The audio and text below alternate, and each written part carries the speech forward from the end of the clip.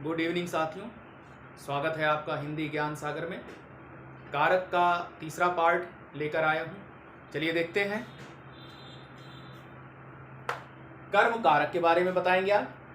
वाक्य में क्रिया का फल जिस शब्द पर पड़ता है उसे कर्म कारक कहते हैं। इसकी विभक्ति को है। इसकी विभक्ति को है।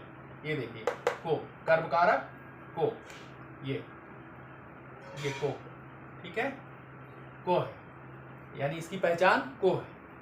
कर्ता जिसे सबसे ज्यादा पसंद करता है। वाक्य में कर्ता जिसे सबसे ज्यादा पसंद करता है, यानी घुमा फिरा के बाद जहां आकर टिक जाए, वही क्या है? कर्म कारक है।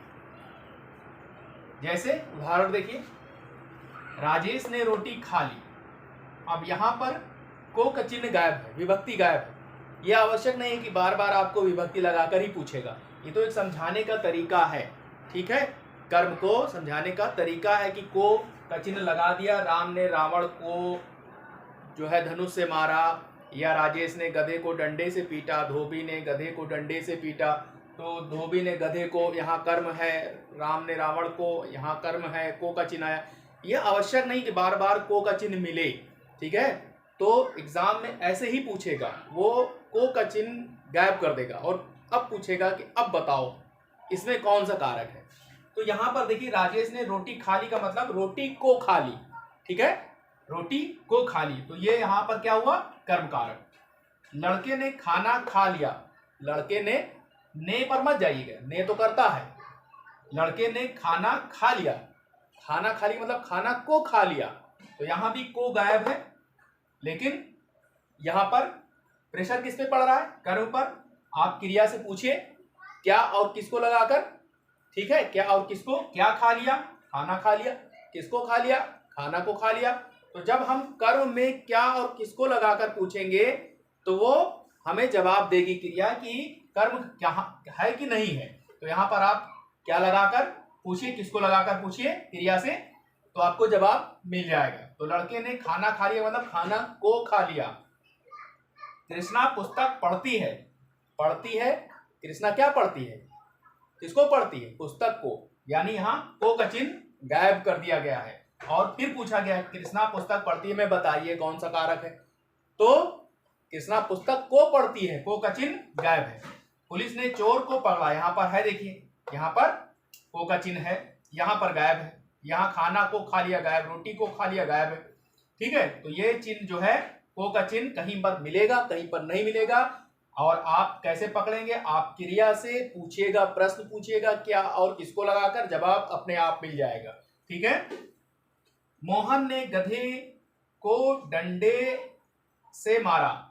मोहन ने गधे को डंडे से मारा। तो यहां गधे को मारा को का चिन्ह है, तो इसका मतलब ये साफ साफ दिख रहा है कि ये कर्म कारक है। अध्यापक छात्र को पीटता है। अध्यापक छात्र को पीटता है, ठीक। अगर मैं यही चीज कहूं, अध्यापक छात्र को हाथ से पीटता है, हाथ से मारता है, तो हाथ ये करण कारक हो जाएगा। हाथ से यानी साधन बन जाएगा। किसी चीज, किसी वस्तु से जो कार्य किया जाता है, यानी हाथ से हम पीट रहे हैं, हाथ से मार रहे हैं, तो ये साधन बन गया। तो यहाँ पर करण हो जाएगा, लेकिन कर्म पूछा जा रहा है।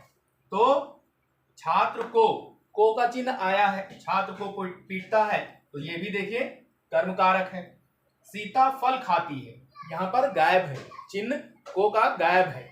तो सीता फल खाती का मतलब फल को खाती है। ये क्या है? फल कर्म कारक है। यहाँ पर को का चिन्ह गायब है। माँ बच्चे को सुला रही है, ठीक है, यहाँ पर चिन्ह दिया है। ये आसानी से आपको मिल जाएगा, बता देंगे आपकी, ये इसमें कर्म कारक है। अब देखिए, अब गड़बड़ कहां हुई? घर के चारों ओर सड़क है। करण के चारों ओर छात्र बैठे हैं। पिताजी घर की ओर जा रहे हैं। गांव के चारों ओर पेड़ है। गांव के समीप विद्यालय है। विद्यालय के दोनों ओर क्या है? वृक्ष है, पेड़ है। कृष्णा के चारों ओर गाय है।